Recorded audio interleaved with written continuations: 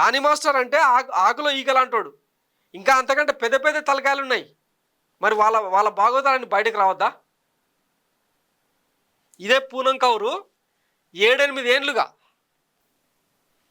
ఇంకా 7-8 ఏళ్ళుగా ఫైట్ చేస్తూనే ఉంది. జానీ మాస్టర్పై రేప్ కేసు నమోదు కావడంతో ఇండస్ట్రీలోని పలువురు తాము ఎదుర్కొంటున్న సమస్యపై మాట్లాడేందుకు ముందుకు వస్తున్నారు. తాజాగా నటి పూనం కౌర్ తాను డైరెక్టర్ త్రివిక్రమ్ శ్రీనివాస్పై గతంలో మాకు ఫిర్యాదు చేసినట్లు పేర్కొన్నారు. అప్పుడే అతడిపై చర్యలు తీసుకుని ఉండుంటే ఈరోజు ఇంతమంది బాధపడేవారు కాదు. త్రివిక్రమ్ను ప్రశ్నించాలని పరిశ్రమను పెద్దలను కోరుకుంటున్నా అని చెప్పి ఈమె తాజాగా ట్వీట్ కూడా వేసింది.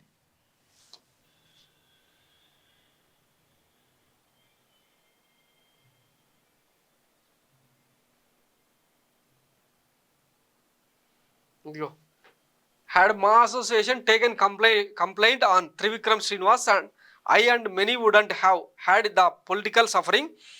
I was rather silently ignored. I had given a call, turned then complaint to the heads. I want industry big wigs to question director Trivikram. మరి ఇట్లాంటి బొగడగాల సంగతి అంటే బుగ్గ పగిలితేనే ఇష్యూ, లేకపోతే లేదు. ఇట్లాంటి వాళ్ళ కోసం కాదు మన Sai Dharam Teja AP is in safe hands అని చెప్పింది. ఇట్లాంటి వాళ్ళ కోసమే Tollywood is in safe hands అని. అసలు టాలీవుడ్ అంటేనే ఒక రంకు భాగవతం. అక్కడ అవకాశాలు అవసరాలు రెండే ఉంటాయి. వీళ్ళు కూడా తెలిసే చేస్తారు అన్నీ. కానీ ఎప్పుడో ఒక రోజు ఆ పుట్ట పగిలిన రోజు ఇక మమ్మల్ని వేధించిర్రు అని వీళ్ళు నీతులు చెప్తా ఉంటారు, పత్తిత్తి నీతులు. సోషల్ మీడియాలో బయటకు వచ్చి AP is in safe hands అని చెప్పి మనం రెచ్చగొట్టే వ్యాఖ్యలు చేస్తూ ఉంటాం. వీళ్ళని చూసి మనం ఓటేయాలి.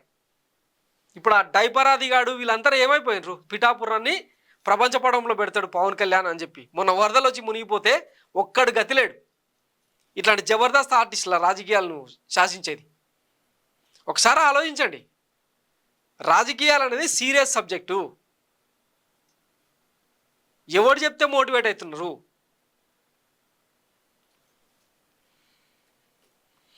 సో ఇది జానీ మాస్టర్కు సోషల్ మీడియాలో జరుగుతున్న పీర్ల పండుగ అనమాట.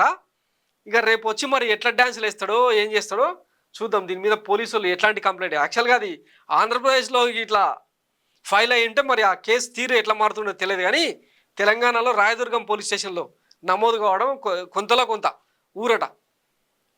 మరి ఇక్కడ రేవంత్ రెడ్డి సర్కార్ ఏం చేస్తాడో, దాన్ని ఎట్లా మేనేజ్ చేస్తారో వేచి చూద్దాం. థ్యాంక్స్ ఫర్ వాచింగ్ మరో మీడియా. నేను మీ కేవీఆర్. Thank you.